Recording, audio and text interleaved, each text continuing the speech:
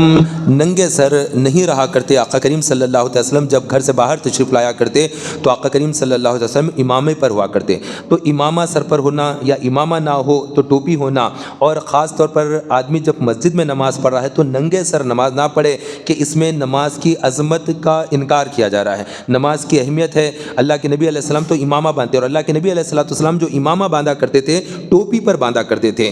ہمارے یہاں انڈیا میں ہنود جو راجستھان کے رجواڑے ہوتے ہیں وہ لوگ بھی سر کے اوپر پگڑی باندھتے ہیں، بہت زیادہ باندھتے ہیں کپڑا، اور اس میں اور ہمارے پاس کپڑا کا فرق ہوتا ہے۔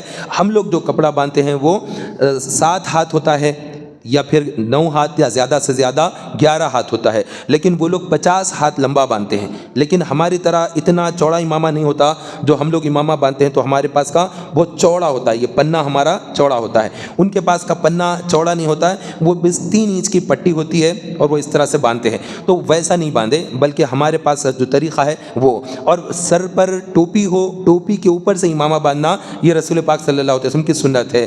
پنجاب کے لوگ جو پگڑی باندھتے ہیں اس میں ٹوپی نہیں ہوتی ہے، وہ لوگ جو پگڑی باندھتے ہیں اس میں ٹوپی نہیں ہوتی ہے، اور پیچھے جو ہے شملہ نہیں چھوڑتے ہیں، بلکہ وہ شملے کو بھی اسی میں موڑ دیتے ہیں۔ تو اس طرح سے بھی نہ کریں۔ اللہ کے نبی علیہ السلام شملہ چھوڑا کرتے تھے، تو ایک شملہ چھوڑے یا 2 شملہ چھوڑے، دونوں بھی اس طرح سے درست ہے، لیکن بغیر شملے کے پورا کا پورا سر پر لپیٹ لینا یہ پنجابیوں کا، سکھوں کا طریقہ ہے، اس کا یہ طریقہ بھی نہ ہو۔ اور مارواڑی جو طریقہ ہوتا ہے وہ بھی نہیں، شادیوں کے اندر جس طرح سے وہ لپیٹ لیتے ہیں ویسا بھی نہیں۔